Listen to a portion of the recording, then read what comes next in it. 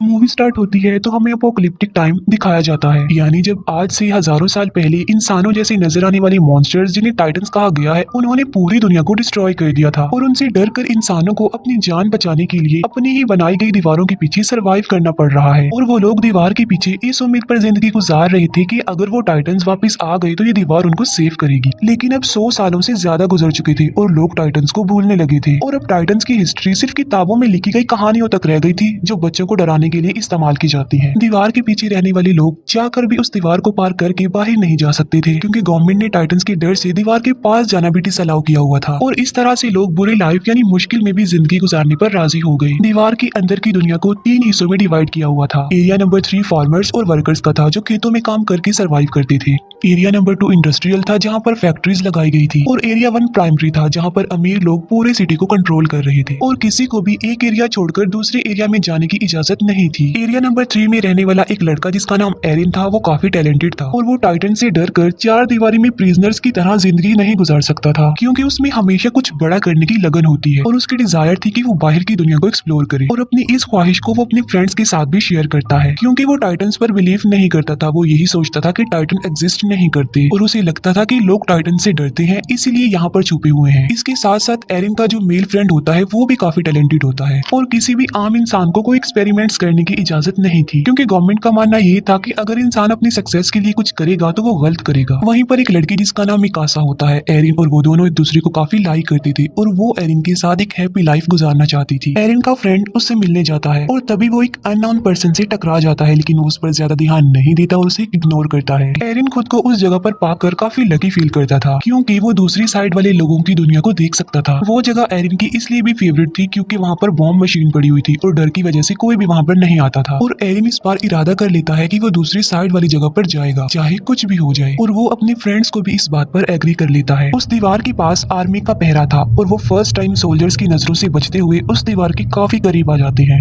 लेकिन इससे पहले कि वो आगे बढ़ते, वो पकड़े जाते हैं। उन सोल्जर्स का लीडर उन लोगों को बचा लेता है, क्योंकि वो लीडर एरिन को काफी लाइक करता था और उन्हें पता था कि एरिन काफी इंटेलिजेंट है और वो एरिन के इस पैशन को अंडरस्टैंड भी करते थे। अभी वो लोग ये बातें डिस्कस कर ही रहे होते हैं कि जमीन कांप उठती है और जब वो दीवार के ऊपर देखते हैं तो उन्हें यकीन नहीं आ रहा होता जो वो देख रहे होते हैं, क्योंकि पहली बार इतने खौफनाक डर से उनका सामना जो हो रहा था और वो एक मॉन्स्टर टाइटन था, जो कि टाइटन से कई ज्यादा पावरफुल और बड़ा था। और ऐसे मॉन्स्टर्स को जायंट्स कहते हैं और वो उस दीवार से भी काफी बड़ा होता है और आग का बना होता है। और उस वक्त वो आग निकाल रहा था और अपने इतने बड़े बड़े पांव का इस्तेमाल करके वो दीवार को तोड़ने लगता है। वो लोग काफी डरे हुए और काफी हैरान होते हैं। आग के अटैक से काफी बुरा हाल हो चुका था। लीडर एक सोल्जर को ऑर्डर देता है कि वो बॉम्बिंग करना शुरू कर दे, लेकिन वो सोल्जर उसे ये कहकर रोक देता है कि गवर्नमेंट ने हमें इन एक्सप्लोजिव का यूज करने से मना किया है। और वो जायंट काफी बड़ा होल करके हवा की तरह गायब हो जाता है और वहाँ पर तूफान आने से पहले जैसी खामोशी छा जाती है और देखते ही देखते वो टाइटन्स मॉन्स्टर्स दीवार के उस होल से बाहर आने लगते हैं। दिखने में तो वो बिल्कुल इंसानों जैसे लग रहे थे, लेकिन इंसानों की निस्बत वो काफी लंबे चौड़े थे और इंसानों को देखकर उनके फेस पर इविल स्माइल होती है कि जैसे वो इंसानों को अपना खाना समझ रहे हों।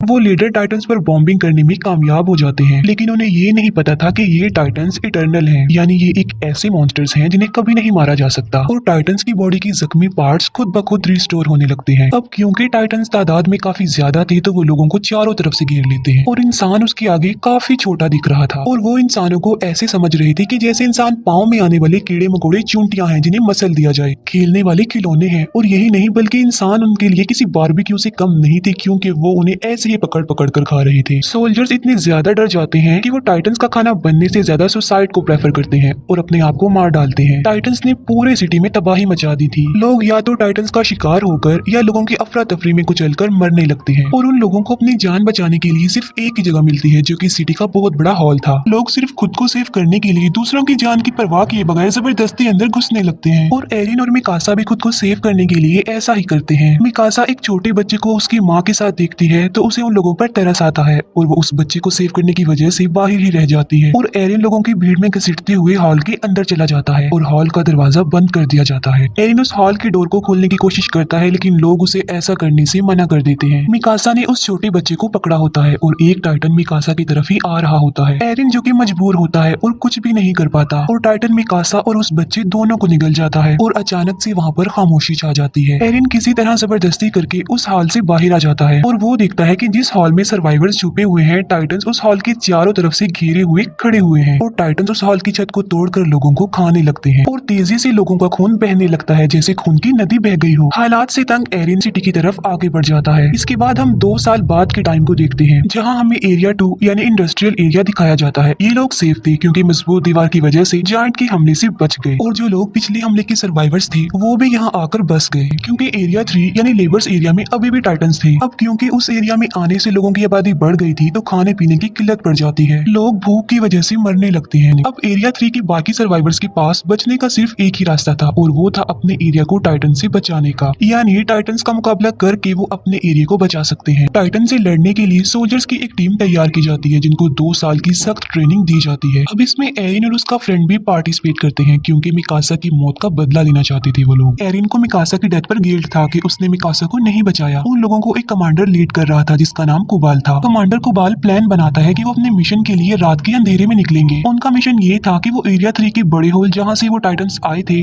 उसे ब्लास्ट की मदद से बंद करने का। प्लान के अकॉर्डिंग वो हॉल के ऊपर वाले पार्ट पर ब्लास्ट करेंगे जिससे होगा ये कि वो टूटा हुआ मलबा नीचे गिरेगा और उससे वो हॉल बंद हो जाएगा। और क्योंकि वो दीवार काफी मजबूत है तो ब्लास्ट के बावजूद भी टाइटन्स वहाँ से नहीं आ पाएंगे और अगर वो इस मिशन में सक्सेसफुल हो गए तो वो उन टाइटन्स को मार सकते हैं। और उन लोगों की आखिरी उम्मीद यही एक्सप्लोजिव था, यानी इस मिशन में या तो वो मार डालेंगे या मारे जाएंगे। वेपन्स हेड सब सोल्जर्स को अपने बनाए गए खास न्यू वेपन के बारे में बताती है जिसकी मदद से वो हवा में उड़ सकते हैं क्योंकि उन्हें पता चल चुका था कि टाइटन्स की नेक पर अटैक करके उन्हें मारा जा सकता है और वो टाइटन्स दोबारा जिंदा भी नहीं होंगे। प्लान के मुताबिक वो रात के अंधेरे में अपने मिशन के लिए निकल जाते हैं लेकिन अपने टारगेट तक पहुंचने से पहले ही उन्हें रास्ते में कुछ अजीब फील होता है और वो लोग चेक करने के लिए जाते हैं कि आखिर क्या गड़बड़ है। वो समझते हैं कि वो सिर्फ काउस की आवाज है और जब उन्हें रियलाइज होता है कि सब ओके है तो वो चल पड़ते हैं। फिर एक लेडी को किसी छोटे बच्चे के रोने की आवाज सुनाई देती है और वो सोचती है कि बच्चा मुसीबत में है और उसे हेल्प की जरूरत है और वो उसकी हेल्प करने के लिए आगे चेक करने के लिए जाती है। एरिन भी उसके पीछे पीछे जाता है और जब उन्हें बच्चा मिल जाता है तो वो देखते हैं कि ये तो टाइटन का बच्चा है और वो जायंट बच्चा उन्हें पकड़ने की कोशिश करता है और नीचे गिर जाता है और नीचे गिरते ही वो जोरों से रोने लगता है। उसकी आवाज सुनकर सब टाइटन जाग जाते हैं और उधर आने लगते हैं और उन लोगों को घेर लेते हैं और अब वो लोग काफी बड़ी मुश्किल में फंस चुके थे क्योंकि उनका सेल्फिश कमांडर कुबाल उन्हें इस मुसीबत में छोड़कर वेपन्स वाली गाड़ियां लेकर वहां से भाग चुका था। एरिन के फ्रेंड को टाइटन्स पकड़ लेते हैं लेकिन वो दूसरा सोल्जर आकर उसे बचा लेता है और अब वो लोग पूरी तरह से टाइटन से घिर चुके थे और अचानक से वहाँ पर टैलेंटेड टाइटन्स का शिकारी शिकिशिमा वहाँ पर आता है और उसने तकरीबन 10 से 15 टाइटन्स को मार डाला था और शिकिशिमा के साथ एक और बहादुर सोल्जर थी और वो थी मिकासा। जी हाँ, वो जिंदा थी। दोनों मिलकर बहादुरी से अपने फास्ट वेपन्स का यूज करके टाइटन्स को मार डालते हैं। टाइटन्स को मारने के बाद वो अपने टारगेट यानी दीवार के उस होल के पास जाते हैं लेकिन हैरत की बात ये थी कि मिकासा एरिन को अपनी कोई भी फीलिंग्स नहीं दिखा रही थी क्योंकि उस इंसिडेंट के बाद वो सिर्फ अपना बदला लेना चाहती थी। मिकासा को वो टाइटन निगल चुका था लेकिन शिकिशिमा ने उसे बचाया और टाइटन से लड़ना सिखाया। टाइटन से लड़ने का एक सीक्रेट बताता है कि अपने गुस्से को आजाद छोड़कर टाइटन्स पर टूट पड़ो और मुकाबला करो। वो एक बात और बताता है कि इंसान का दुश्मन टाइटन से ज्यादा डर है जो कि उसे छिपने पर मजबूर करता है। तभी उनका सेल्फिश कमांडर कुबाल वहाँ पर आता है। वो कहता है कि मिशन के लिए जो फास्ट वेपन्स हमने यूज करनी थी वो हमारी सीक्रेट जगह पर नहीं मिली बल्कि वो अंडरग्राउंड केव्स में थी और मैं उन एक्सप्लोजिव्स को खोना नहीं चाहता था, इसीलिए मुझे जाना पड़ा क्योंकि हमें कोई तो चीटर है जो वो वेपन चुरा सकता था और एक्सप्लोजिव को खोने का रिस्क वो नहीं ले सकते। वो लोग वेपन्स को लोड करने लगते हैं लेकिन टाइटन्स उनकी आवाजों को सुन लेते हैं और अचानक वो टाइटन्स 2 लोगों को खा जाते हैं। वो सब लोग काफी घबरा जाते हैं लेकिन लालची लीडर को एक्सप्लोजिव की पड़ी हुई थी और कोई चोर उनके वेपन्स एक्सप्लोजिव से भरी हुई गाड़ियां चुरा कर ले जाता है और एक लेडी जिसके हस्बैंड को टाइटन्स खा चुके थे गुस्से में आकर वो उस चोर से एक्सप्लोजिव वाली गाड़ी छीन लेती है और एक्सप्लोजिव को बचाए सेव करने के वो उसमें आग लगा देती है और अपने हस्बैंड का रिवेंज लेने के लिए टाइटन्स के बीच में ट्रक को क्रैश कर देती है। लेकिन इतने हैवी ब्लास्ट से भी टाइटन्स को कुछ नहीं होता लेकिन उनकी आखिरी उम्मीद एक्सप्लोजिव भी अब खत्म हो चुका था। कुबाल भी उन्हें मरने के लिए मुसीबत में छोड़कर चला जाता है और वो लोग टाइटन्स के बीच में बुरी तरह से फंस चुके थे। एरिन भी अब हिम्मत हार चुका था लेकिन फिर उसे शिकिशिमा की गुस्से वाली बात याद आ जाती है और वो अपने गुस्से को आजाद छोड़कर टाइटन से मुकाबले के लिए जाता है और वो उन टाइटन्स का मुकाबला करते हुए कुछ टाइटन्स को मारने में कामयाब भी हो जाता है और फिर फाइट के दौरान टाइटन से मुकाबला करते हुए उसका एक पाँव टूट जाता है और एक टाइटन एरिन के फ्रेंड को पकड़ लेता है। सब लोग एरिन के फ्रेंड को बचाने के लिए लड़ते हैं ताकि वो टाइटन उसे निगल ना जाए। एरिन अब पूरी तरह से हिम्मत हार चुका था और वो डिसपॉइंट हो चुका था कि वो किसी भी तरह लोगों की हेल्प नहीं कर पा रहा है लेकिन वो फिर भी हार ना मानते हुए हिम्मत करके उठता है और बिल्कुल ठीक वक्त पर वो अपने फ्रेंड को उस टाइटन का खाना बनने से बचा लेता है, लेकिन उसे सेव करते करते वो अपना एक हाथ भी खो बैठता है और आखिरकार एक टाइटन उसे निगल लेता है। और एरिन देखता है कि वो इस खतरनाक टाइटन के पेट में आ चुका है और आहिस्ता आहिस्ता डाइजेस्ट हो रहा है। ये देखकर मिकासा कंट्रोल से बाहर होकर उस टाइटन पर अटैक कर देती है, लेकिन किस्मत उनका साथ नहीं दे रही थी और मिकासा क्रैश हो जाती है क्योंकि उसका गियर खराब हो चुका था। और अब मिकासा को अपनी मौत अपने सामने नजर आ रही थी क्योंकि वही टाइटन उसकी तरफ भी आ रहा था।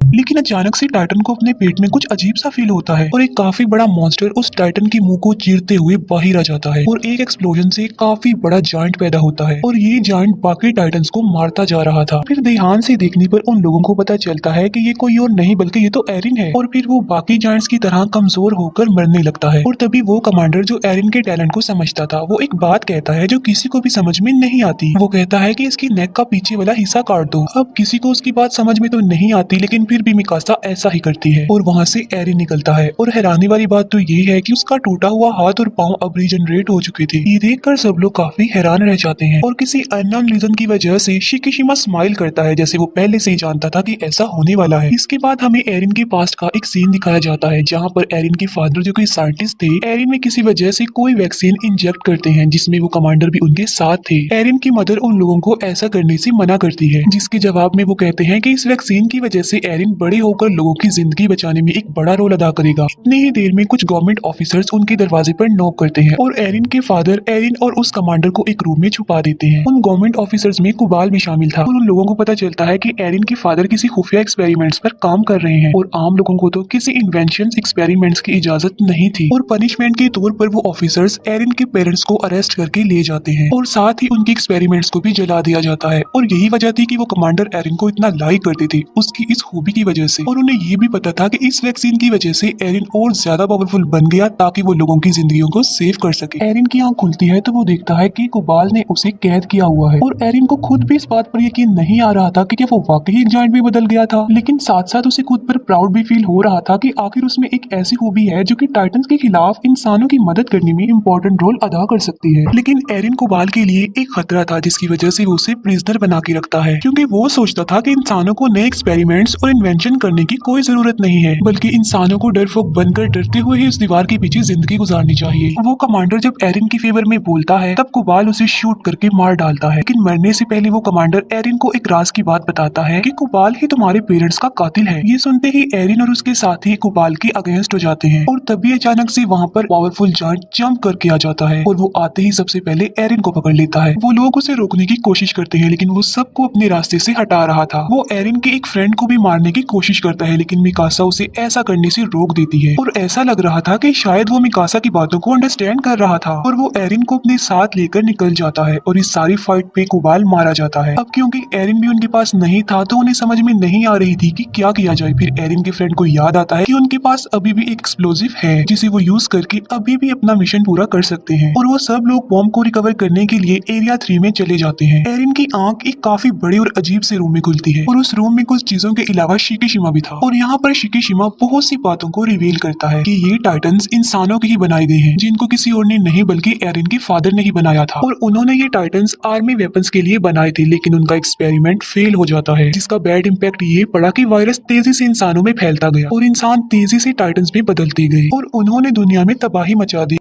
ये सिलसिला ऐसे ही चलता रहेगा, कभी नहीं रुकेगा। और मुसीबत की बात ये है कि ये टाइटन्स बगैर कुछ खाए पिए भी जिंदा रह सकते हैं, यानी ये कभी भी मरने वाले नहीं है। और इन्हें मारने का सोल्यूशन सिर्फ और सिर्फ एरिन के फादर के पास था जो उनके साथ ही मर गया। और अगर गवर्नमेंट उन्हें इन एक्सपेरिमेंट से ना रोकती तो शायद आज टाइटन्स को मारने का कोई तो हल होता। और एरिन के फादर ने अपने बेटे को ही चूज किया जिसके अंदर उस वैक्सीन को इंजेक्ट किया ताकि वो लोगों की हेल्प कर सके और टाइटन्स के अगेंस्ट लड़ सके। और एरिन कभी भी नहीं मर सकता और जब चाहे वो जायंट में बदल सकता है। शिकिशिमा ये भी बताता है कि ये वही है जो गवर्नमेंट की अगेंस्ट है और उसके साथ ही नहीं वेपन्स चुराने की कोशिश की थी। एरिन शिकिशिमा की बातों से इंप्रेस होकर उसकी हेल्प करने के लिए रेडी हो जाता है। एरिन के पार्टनर्स किसी तरह टाइटन से बचकर बॉम्ब के पास जाते हैं और बॉम्ब को ट्रक पर लोड करने के बाद वो दीवार की तरफ बढ़ते हैं, लेकिन रास्ते में ही शिकिशिमा उन्हें रोक लेता है। उसका प्लान ये था कि वो इस बॉम्ब की मदद से एरिया 2 पर अटैक करके उसे डिस्ट्रॉय कर देगा और दीवार गिर जाने की वजह से लोगों को ना चाहते हुए भी टाइटन से लड़ना पड़ेगा। और जब वो टाइटन्स को मारने में कामयाब हो जाएंगे तो वो लोग बाद में गवर्नमेंट को ही खत्म कर देंगे क्योंकि गवर्नमेंट की वजह से ही उन्हें इन हालात का सामना करना पड़ रहा है। लेकिन एरिन और उसके फ्रेंड उसकी इस बात पर इसीलिए एग्री नहीं कर रहे थे क्योंकि इसमें बेकसूर लोग मारे जा सकते थे और इसीलिए एरिन और शिकिशिमा में फाइट हो जाती है। शिकिशिमा जल्दी से खुद को मारकर जायंट में तब्दील कर लेता है और यहाँ पर हमें ये पता चलता है कि शिकिशिमा में भी वो खूबी थी कि वो टाइटन बन सकता था और ये वही जायंट था जो एरिन को किडनैप करके ले गया था और टाइटन बनने के लिए उन्हें अपनी ही जान लेनी पड़ती है और जब वो एक बार टाइटन बन जाते हैं तो उनकी असली बॉडी नेक के पीछे टाइटन वाले रूप को कंट्रोल करती है। लेकिन इन जायंट्स की लाइफ टाइटन्स की निस्बत काफी कम होती है क्योंकि ये वैक्सीन से बने होते हैं, क्योंकि बाकी टाइटन्स वायरस फैलने से बने थे इसीलिए वो नहीं मरते। एरिन और शिकिशिमा के बीच जोरदार फाइट होती है। शिकिशिमा एरिन पर भारी पड़ जाता है लेकिन बाद में एरिन अपनी फाइटिंग स्किल से शिकिशिमा को हरा देता है और एरिन प्लान के मुताबिक बॉम्ब को दीवार के ऊपर वाले पार्ट में ब्लास्ट करने में कामयाब हो जाता है और तब वो सब हैरान रह जाते हैं ये जानकर कि कुबाल मरा ही नहीं था और वो कहता है कि एरिन को मेरे हवाले कर दो क्योंकि वो नहीं चाहता था कि कोई भी इंसानों की हेल्प करे, बल्कि इंसानों को डर कर दीवारों के पीछे ही छुपे रहना चाहिए। और गुस्से में आकर एक फीमेल सोल्जर कुबाल को मार डालती है और यहाँ ये बात भी रिवील हो जाती है कि मूवी के स्टार्ट में हमने जो टाइटन यानी जो किंग जायंट देखा था वो कोई और नहीं बल्कि वो कुबाल था। कुबाल जायंट में बदल कर उनके मिशन को रोकने की काफी कोशिश करता है। तब शिकिशिमा उनकी हेल्प करने पर एग्री हो जाता है और अपनी जान की परवाह किए बगैर बॉम्ब को किंग टाइटन यानी कुबाल के मुंह में घुसा देता है और वहाँ पर एक्सप्लोजन की वजह से किंग टाइटन की मौत हो जाती है और एक्सप्लोजन की वजह से बनने वाले मलबे से वो बड़ा सा होल भी बंद हो जाता है। वो सब लोग काफी खुश हो जाते हैं क्योंकि वो अपने मिशन को अचीव कर चुकी थी और एरिन और मिकासा का समंदर और उड़ते हुए बर्ड को देखकर ड्रीम पूरा हो जाता है और उनके ड्रीम के साथ ही मूवी यहीं पर